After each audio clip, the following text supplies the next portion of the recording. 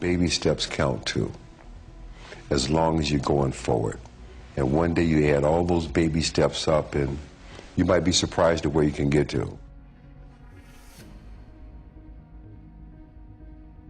This whole part of my life, I always like to let people know right off the bat. Folks wonder, and it's a fair question, how did you become homeless in the first place? Was it drugs? No. Was it alcohol? No. There's something more lethal or just as lethal as both of them. It's called life. Life happens. As a young guy of 23 years old, I had a chance to go to work for one of the top young heart surgeons in the world. We had met while we were both in the military. I was a U.S. Navy hospital corpsman. Dr. Robert Ellis had been trained by two pioneers in cardiac surgery, Dr. Denton Cooley and Dr. Michael DeBakey at Texas Children's Hospital in Houston, Texas. So for me to have a chance to go to work for and to become the protege of someone of that caliber in science and medicine was huge. I was 23 years old, single, no children, had a chance to move to San Francisco. I took the job for $7,500 a year. Dr. Ellis and I worked together for 4 years. We co-authored and published numerous articles on the preservation of myocardial high-energy phosphates, work that I'm told is still significant today. About this time, I met, fell in love with, moved in with, and had a child with this beautiful woman who had just graduated from the University of California Dental School. Becoming a parent for me was the most important, precious, and loving thing I'd ever been a part of in my life. I was one of those little boys who grew up without a father. Not just without a father, but with a stepfather who was fond of reminding me at every opportunity he got, I ain't your daddy. You ain't got no daddy. With a few other words thrown in there, trust me. I made a decision at 5 years old. I didn't know what a commitment was. I kind of knew what a promise was. I promised myself at 5 years old, when I grow up and I become a man and I have children, my children are going to know who their father is. No one's ever going to be able to treat, talk to, or terrorize my children like this. I made myself that promise at 5. So 23 years later, at 28, I became a parent. So now it was time to walk the walk. And becoming a parent for me, it wasn't just some biological extension of the bloodline. There was a whole lot of stuff that came with that. I had worked my way up to the top of the food chain at the university. I'm now making $17,500 a year. My ex had not passed her boards. She couldn't practice dentistry. I'm the breadwinner. I had to forget about science and medicine. I had a family to take care of. I went into sales. I began selling scientific equipment down in the valley, 40 miles south of San Francisco. The computer industry was in its infancy, and I started selling scientific equipment. Big guys in that business made $80,000 a year.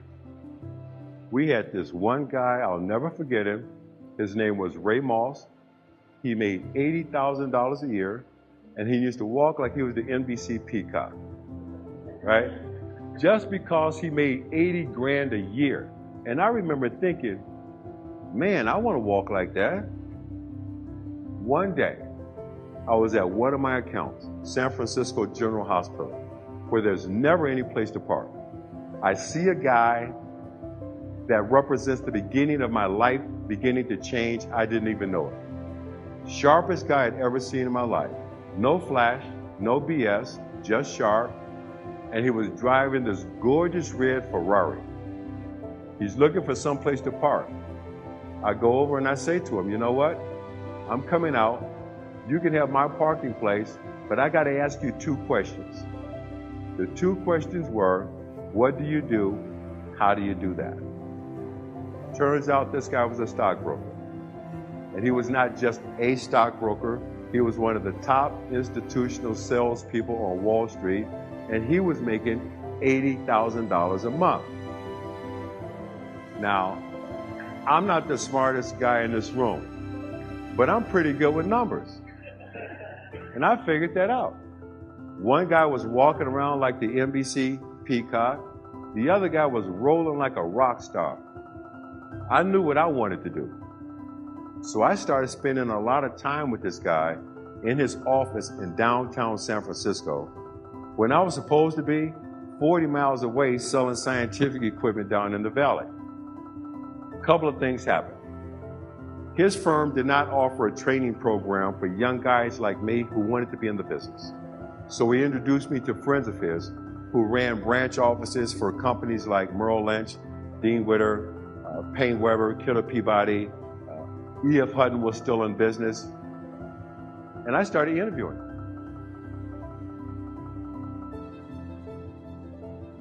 And I also started hearing the word no more than I ever heard in my life. No, no, no.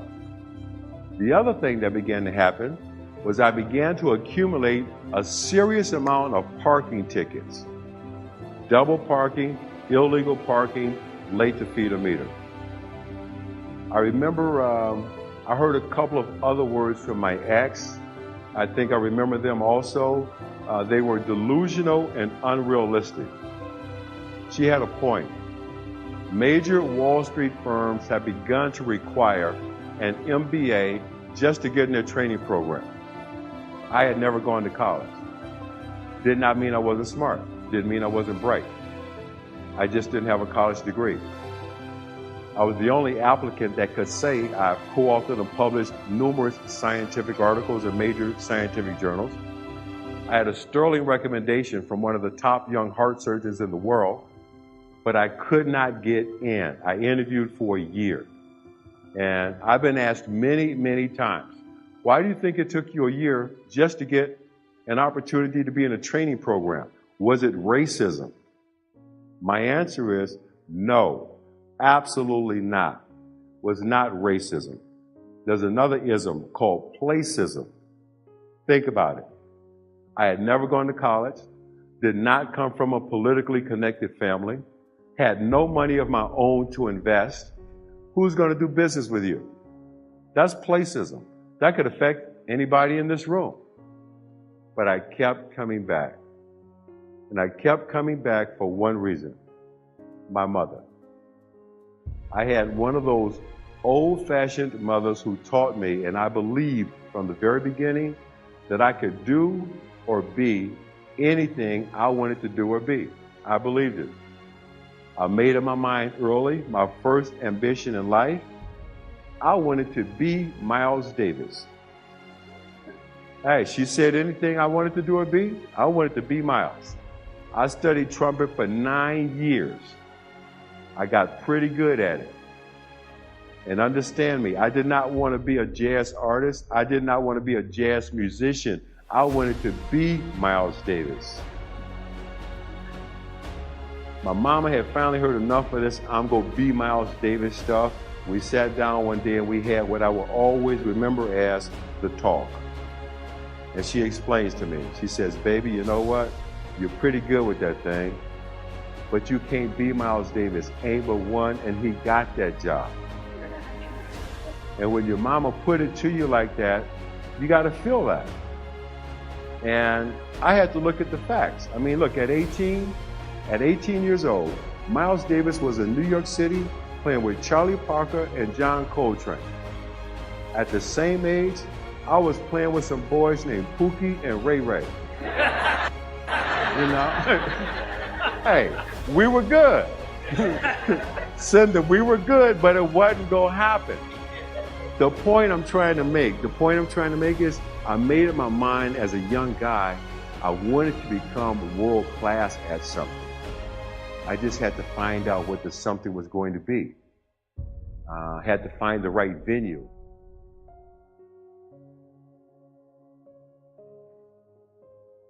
I remember one of the first stories I talk about in the book. I'm at home. I'm getting ready to watch a college basketball game. And the announcer is hyping this game, it's March Madness, and he's talking about all the money some of these guys were going to make simply because they could run and jump and catch a ball. And I said out loud to no one, I was talking to the television, and I said, wow, one day that guy's gonna make $1 million. My mom, thank God, heard me say that. And she says, baby, you know what? If you want to, one day you can make $1 million. Until she said those words, it never entered my mind as a possibility. After she said them, it was just a matter of finding the right venue. And the first time I walked into a Wall Street trading room, I knew this is the place. This is the place Mama was telling me about. The ticker tape is rolling, the phones are ringing off the hook, people are screaming and shouting out orders, bodies are flying all over the place, tickets are getting stamped, and what looked like chaos to somebody else, I knew and I felt this is where it's supposed to be. So I kept coming back. I wore one branch manager down to the point that he says, Gardner, based on persistence alone, we're gonna give you a shot. You be here on this day and this time, and we're gonna let you in this training program, and we're gonna see how you do. That's all I wanted. I'm getting my shot. I quit my job. I'll admit, I was a little cavalier about it. As a sales rep for a scientific company, I had this big box of stuff I had to carry everywhere I went. Free giveaways for our customers, Petri dishes, tissue slides, latex gloves, stuff with our logo on it, right? And in the book, my old boss, he will tell a different story. He will say, I threw the box at him. That is not true. I will compromise and say, it fell abruptly. Okay? And I said, I'm out of here. I quit. I'm going to Wall Street. I went home and I let my ex know, you know what? You said I couldn't do it. But guess what? I'm going to Wall Street. And I quit my job. I was pretty pumped up about it, all the way up to the point that I showed up on the appointed day and time only to find out the guy who had made me the promise had been fired the previous Friday. Now, y'all heard me say I quit my job. Somebody in here knows what that means. That means no unemployment, no cash flow, and worse than that, now I gotta go home and tell this woman I don't have a job.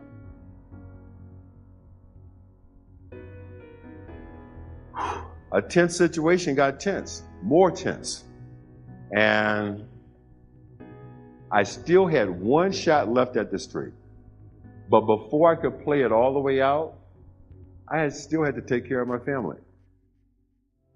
I did everything legal that I could to take care of my family and still pursue this one last shot at Wall Street. That meant I cut grass, hauled rubbish, cleaned basements.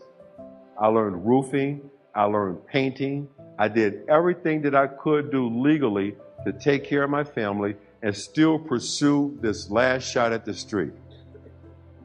Things were tense at home, to put it mildly. I had an experience, talk about it openly in the book. Probably never happened to nobody in this room but me. I had one of those arguments with my ex that only ended because we both fell asleep. We woke up in the morning, everybody's feet hit the floor, and guess what? We went at it again. The neighbors don't know what's going to happen, what could happen. They called the police. The police come. They want to make sure everything's fine. They take her over here, calm her down, take me outside, calm me down. And my friendly Berkeley police officer, doing his job, says, do you mind if I search your car? No problem. Go ahead. Search the car. Nothing there. Then again, doing his job, says, well, let me just run this license plate through a computer. That was it. I had $1,200 in unpaid parking tickets that I had begun to accumulate with interest and penalties a year earlier interviewing downtown San Francisco. Now, fair question, you can say, well, why didn't you pay the tickets? You know you had them. True. But the position I was now in, having to cut grass to put food on the table, I did probably what every man in this room would have done. Every dollar that came in the house, I could have paid the rent or I could have paid the tickets. I paid the rent. I was taken to jail. First, last, only time in my life taken to jail for parking tickets. I had no point of reference, nothing. Put me in a jail cell with a murderer, a rapist, and an arsonist. Now I'm in here on parking tickets. First thing you learn in jail, Ken, first thing I learned, everybody's got to tell their little jailhouse story. The first thing I learned, according to the inmates, nobody in there did it. It's all a setup of circumstantial evidence. They asked me, why are you in here? I told them, I'm in it for attempted murder and I will try it again. It's kind of like it's like a chain of command had to get established, okay? And to show you how a bad day can get worse, all of this happens on a Friday. Somebody knows what that means. No court until Monday, and we can't hold you in this friendly little downtown Berkeley jail. We need that for our regular weekend customers. I was sent to a place called Santa Rita State Penitentiary, where the most notorious inmate had chopped 23 people to death with an axe. And I'm up here on parking tickets. 10 days. 10 days. And let me tell y'all something else. I know somebody's sitting out there thinking about it. You know what? If you got some parking tickets, you need to get up and walk out of here right now. Kid, I know they're thinking about it. All I could think about for 10 days is, where's my little boy? This was the first time we had been separated. And I don't know if you've ever been forcefully separated from your child. If you've never had the experience, I'll pray that you never do. All I could think about for 10 days is, does my little boy know I didn't leave him like my father left me? Does my little boy know I can't be there because of these circumstances and conditions? What's my ex say where my little boy looks at her and says, where's Papa? That's all I could think about for 10 days. And I had to put that out of my mind because I had a more immediate problem. My last interview on Wall Street, my last shot, turns out was set up a day before I was to be released from prison. And to show you how the hand of God has worked in my life, there was a telephone and there was a guard. And I said to the guard, you know what?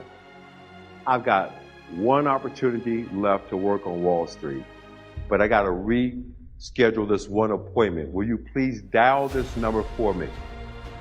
Nothing less than the hand of God would have made a prison guard go over, dial the number I asked him to dial, and hand me the handset and the cord behind the bars. And the conversation is brief and to the point. Mr. Costello, hey, look, it's Chris Gardner, and something has come up. I wasn't going to say I'm in jail. Something's come up. I need to reschedule the appointment. Can I see you the day after tomorrow? Fine, done. Set it up 6:30 in the morning. Set it up at 6:30 in the morning for one reason. I knew something. You ever know something in your gut? Nobody's got to tell you. You just know it. I fulfilled my obligation to the state, my 10 days. They got their $1,200 worth of my time, and they figure we're even.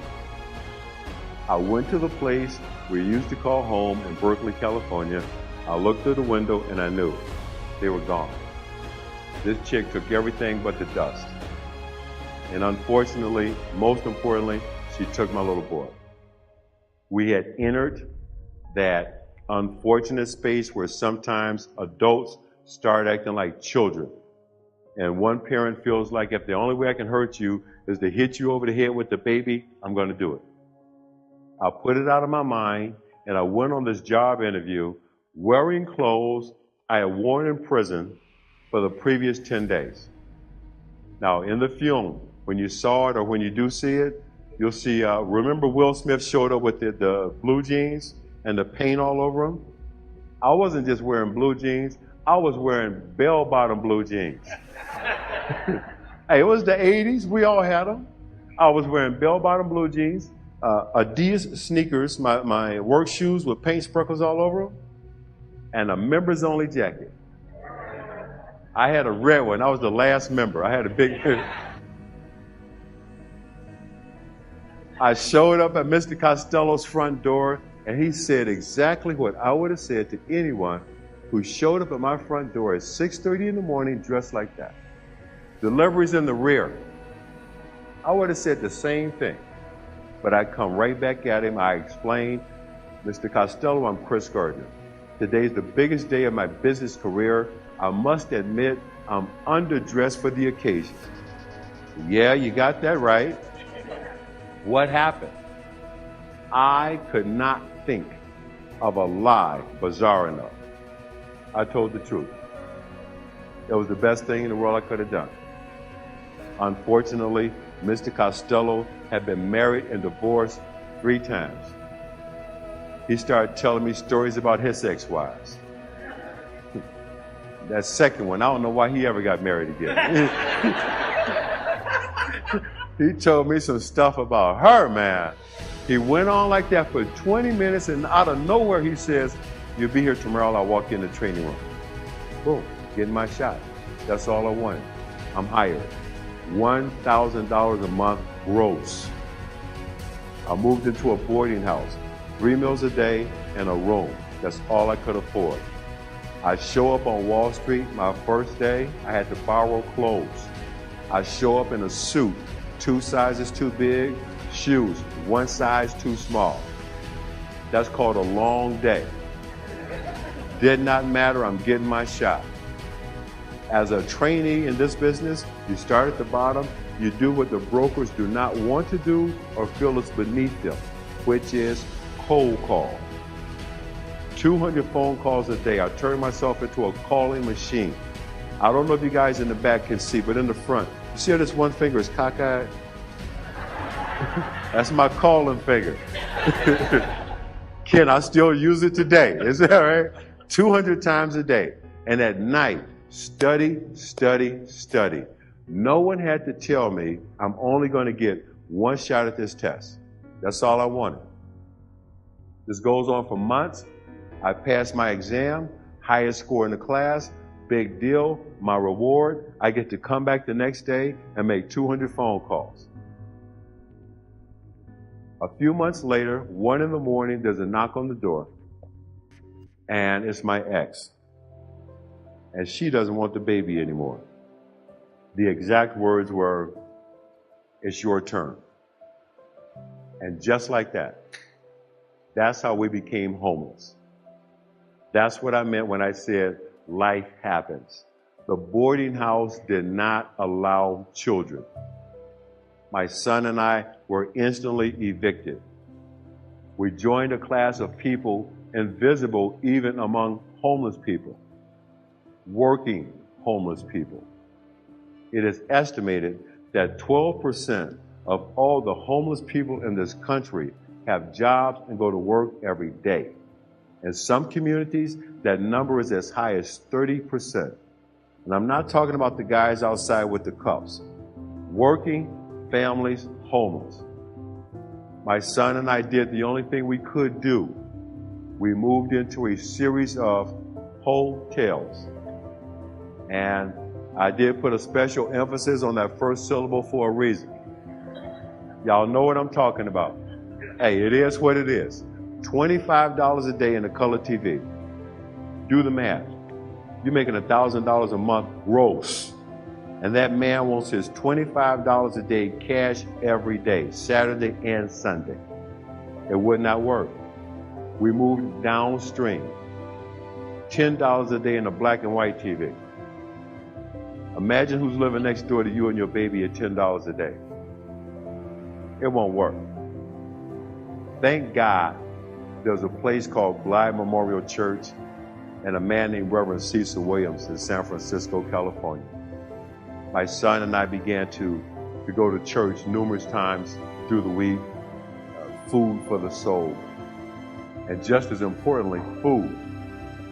In the basement of this church is something called Mo's Kitchen, where they serve 1 million meals a year to people who are in need. My son and I were in need. We ate more than our share, especially my son. Some of y'all know my son. Christopher today is 6 feet 9 inches tall, weighs 285 pounds.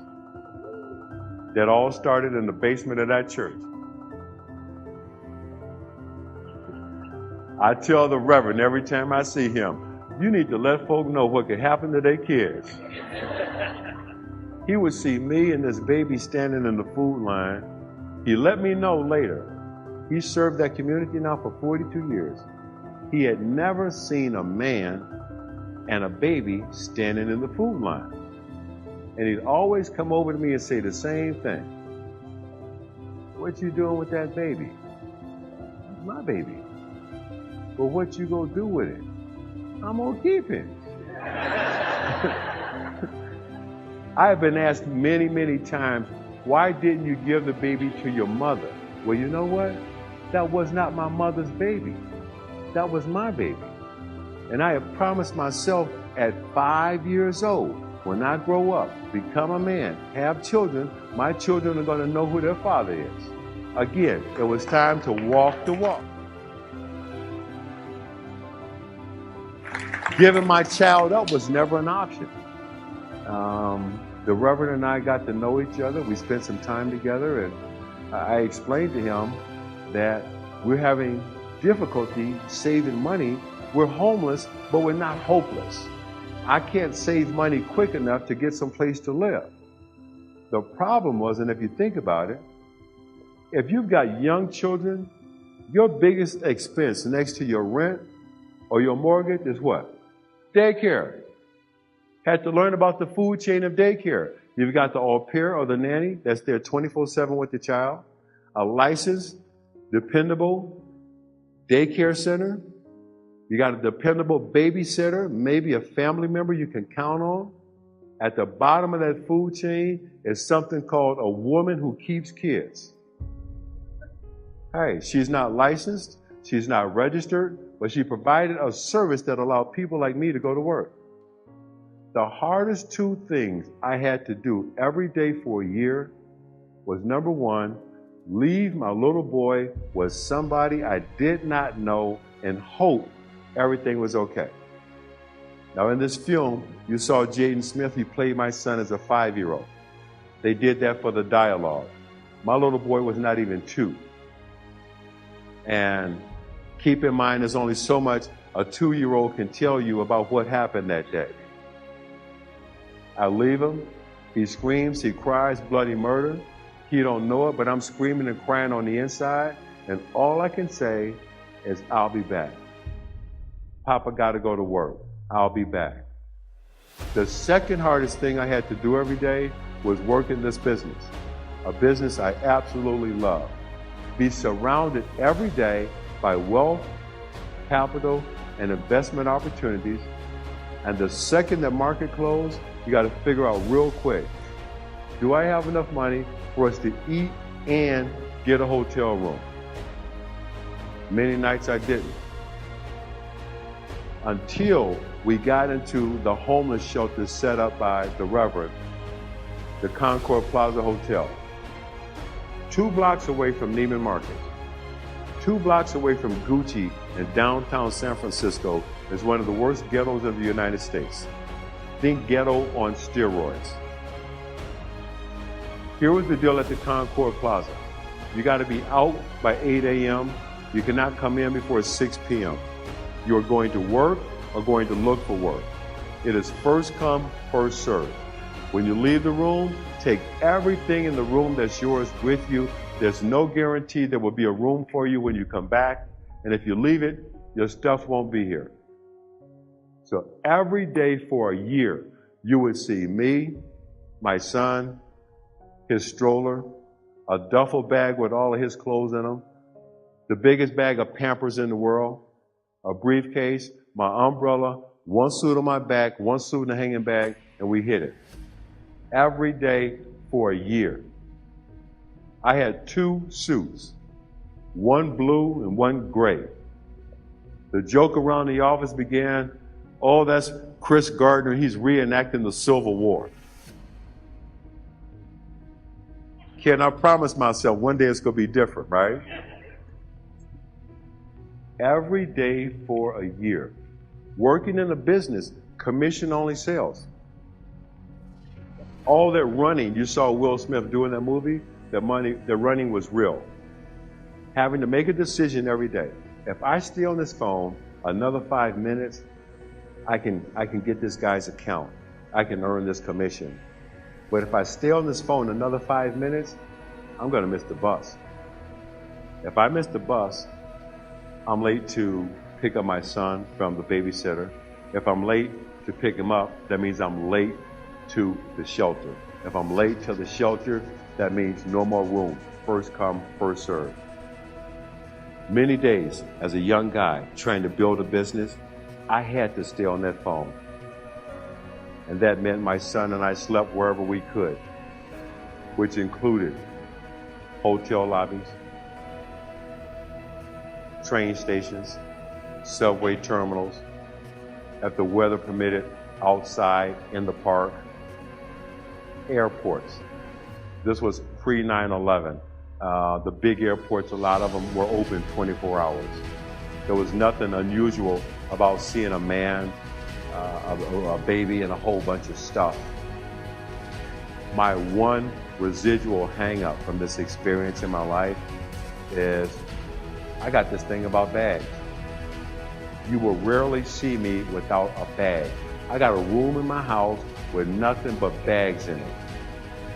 If you can tie a knot in it, if it doesn't have a hole in it, that's a good bag. Hey, it won't leave me. I know that. It was Oprah, when we finally did her show, my son made my soul smile. She asked my son, what is the one thing that you remember about this time in your life? And what he said was the second most important thing he's ever said in his life.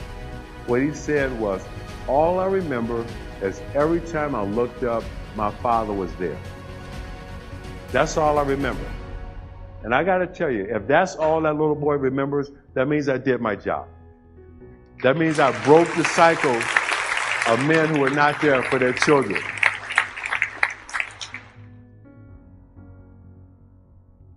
So many nights, honestly, I let my little boy spend the night with friends. They had children. They loved them. But I also knew they were going to eat that night.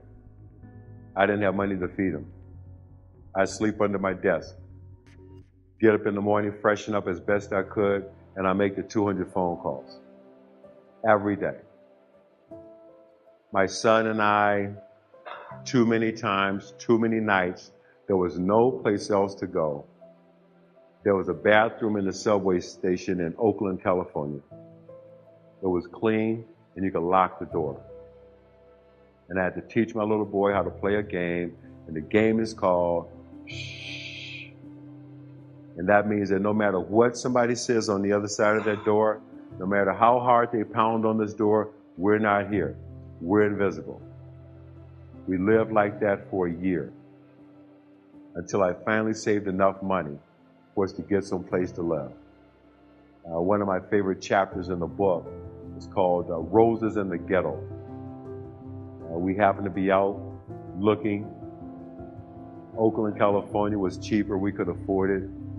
And we saw this little house, and there was a rose bush in the front. And I never saw roses in the ghetto in my life. And I thought, wow, this is the most beautiful place in the world. Turns out there was a little old man out here sweeping a slab of concrete that he called the yard. And we started talking, and I admired his roses, and I told him we were looking for some place to live, but we were having a problem. Even after I had saved the money, people made value judgments on my son and I when I show up. Where's your wife? What happened? What did that have to do with anything? I'm employed gainfully. I've got the money.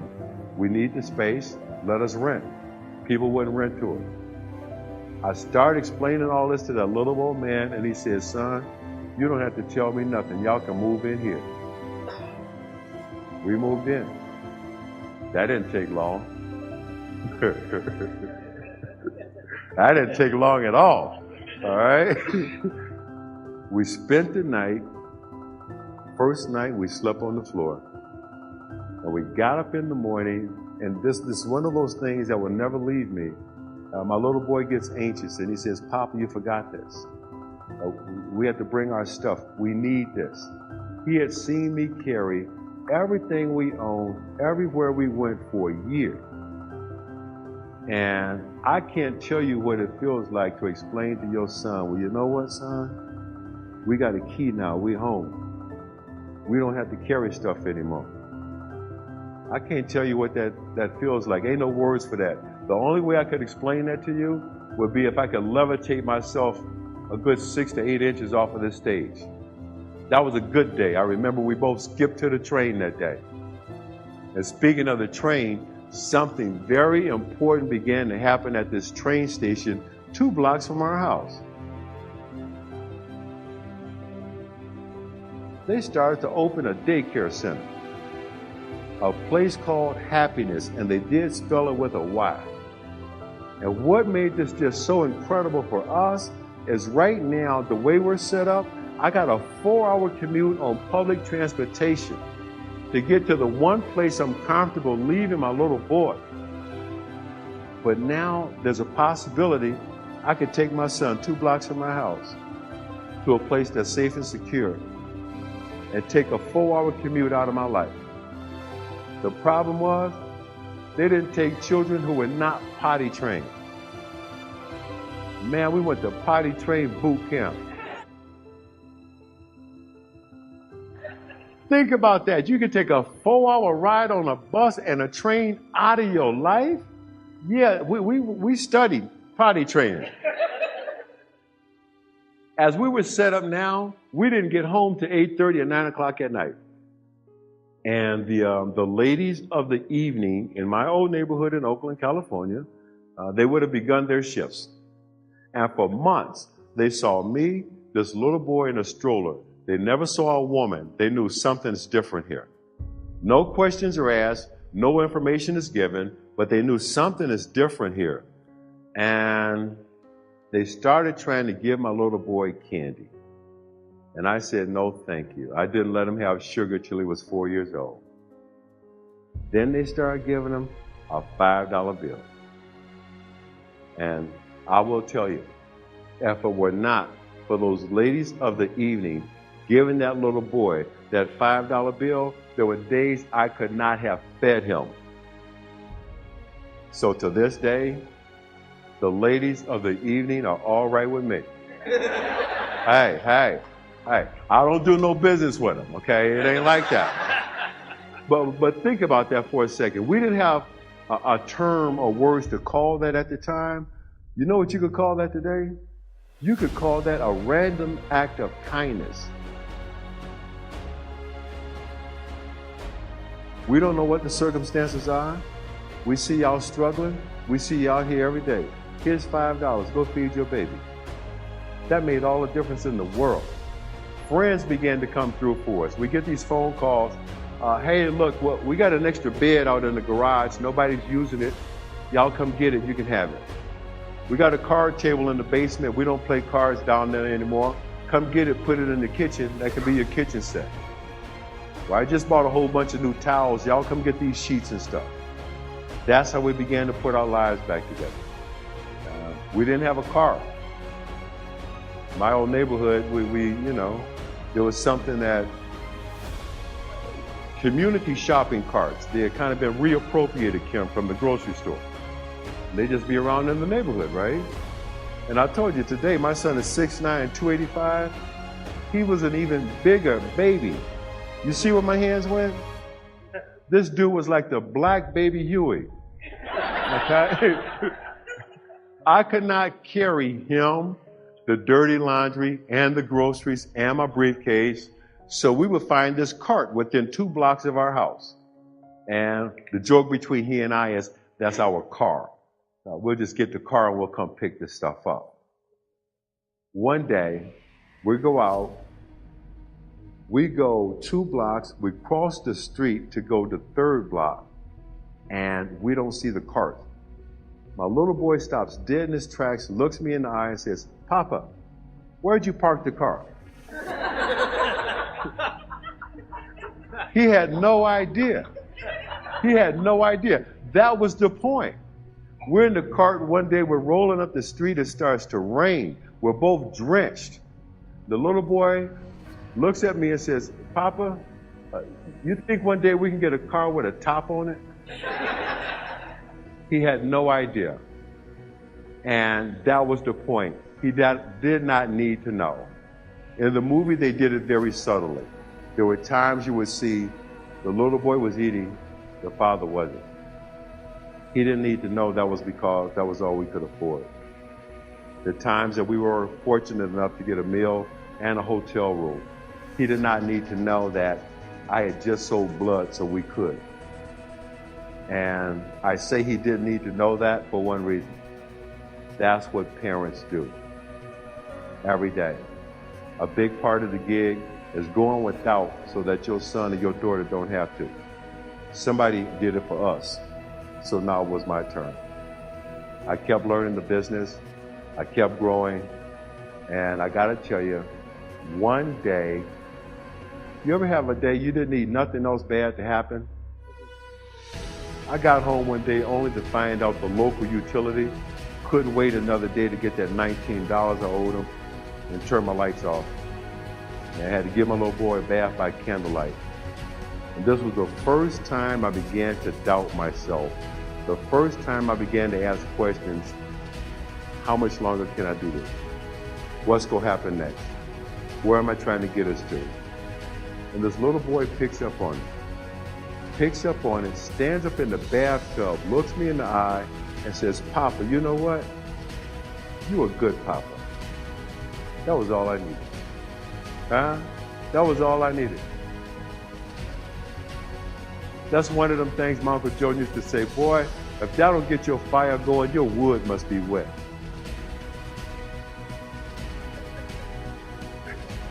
I tell young people every opportunity I get, if you ever want to mess your parents up, go up to them, put your arms around them, say thank you, and walk away.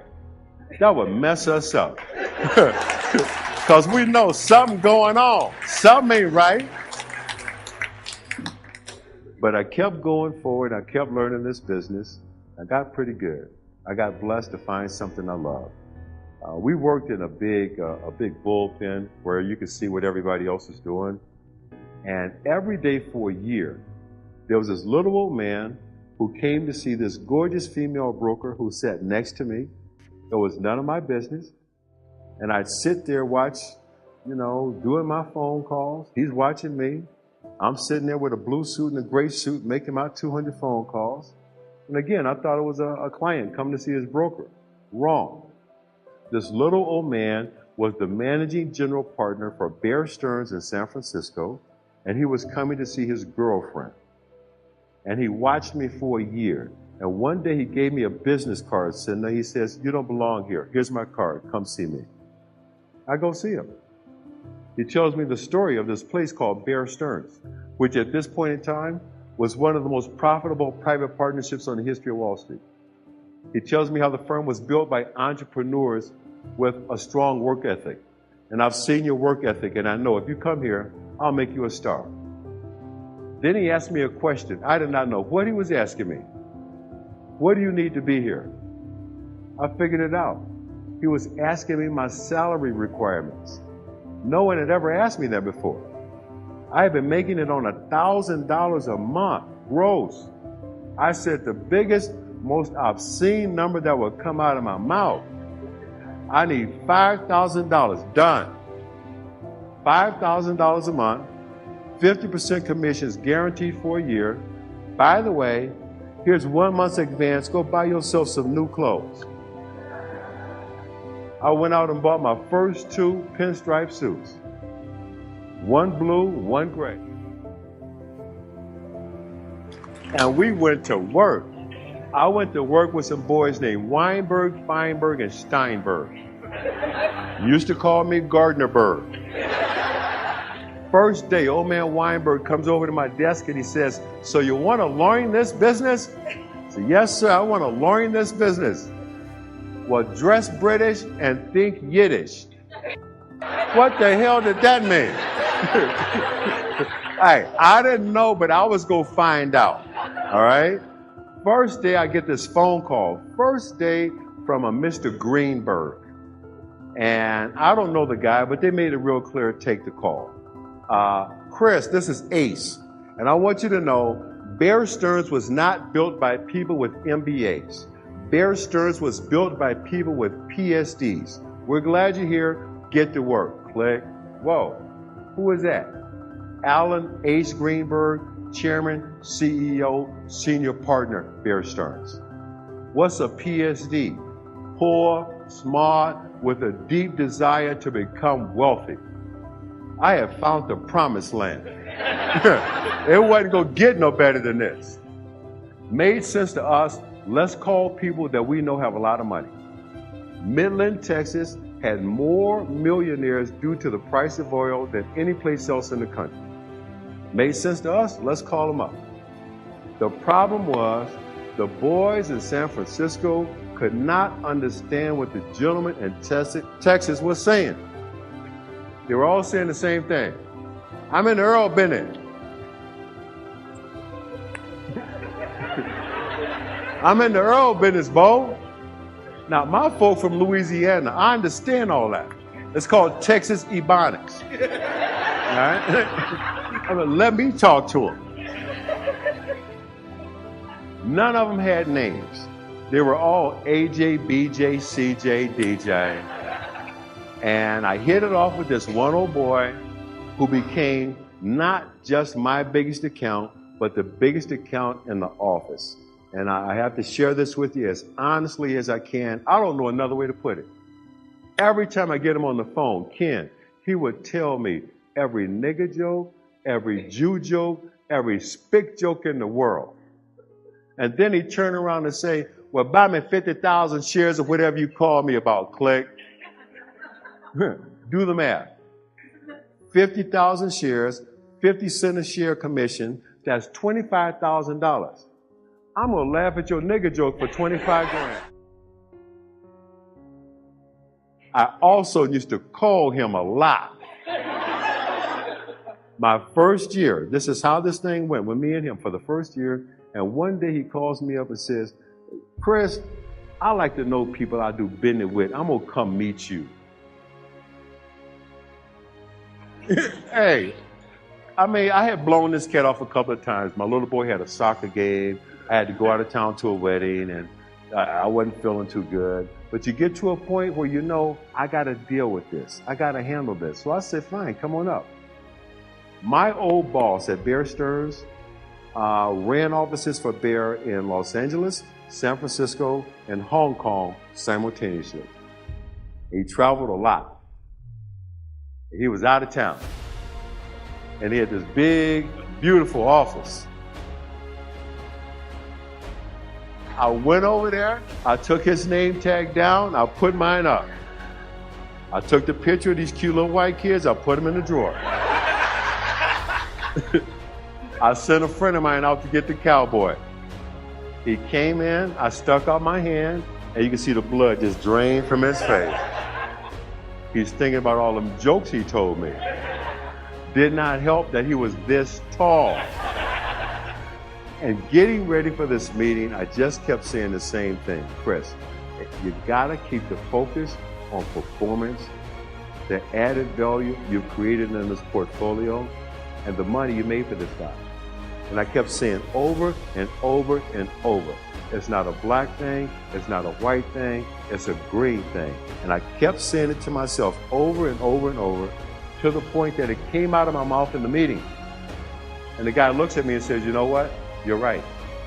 He closed the accounts he had at Goldman Sachs, Morgan Stanley, and Solomon Brothers. I did all his business till the day he died, and he stopped telling me them damn nigger jokes. Let me put all this in perspective, if I can. I mean, you guys got other things to do, and you were kind to have me. Wow. This movie, who knew? 300 million people around the world saw The Pursuit of Happiness.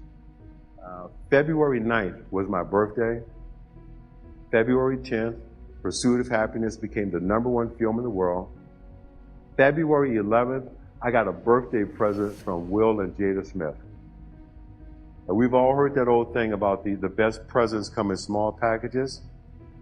Hey, trust me, the best presents come in Federal Express envelopes. Trust me on that. I haven't even cashed the check. I keep looking at it saying the same thing. Damn. The book, 25 weeks on the New York Times bestsellers list, 9 weeks at #1, translated into 8 languages and made bestsellers list in 5 countries. Who knew? One person knew. And that was Dr. Maya Angelou when she told me, boy, this ain't even about you. This is about every father who ever had to be a mother, every mother who ever had to be a father, and everybody who ever had a dream and wouldn't quit. It ain't even about you. And when Maya Angelou puts something to you like that, there's only one thing you say. Yes, ma'am. Yes, ma'am. Real clear on that. Real clear. Movie great, books great, business great, but the most important thing I've ever done in my life, and I know I will ever do, is break the cycle of men who are not there for their children. That is the most important thing I've ever done or will ever do in my life. There's no doubt in my mind.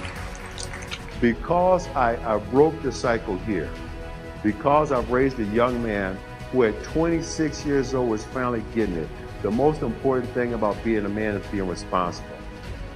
And because I've raised a young woman who understands how a man should treat her, respect her, and deal with her, I'm going to have influence on generations of my offspring that I probably will never meet. I'm probably not going to be here to see my great-grandchildren. But because I broke the cycle here, I'm going to have influence on these folks, and this is going to be not just important to me and my family. This will be the most important thing I've ever done for my community, my country, and the world. And the last thing I'm going to say up here is this. After you sell $350 million worth of tickets to a film, you create something called a franchise. There will be a sequel, and I will see y'all at the movies.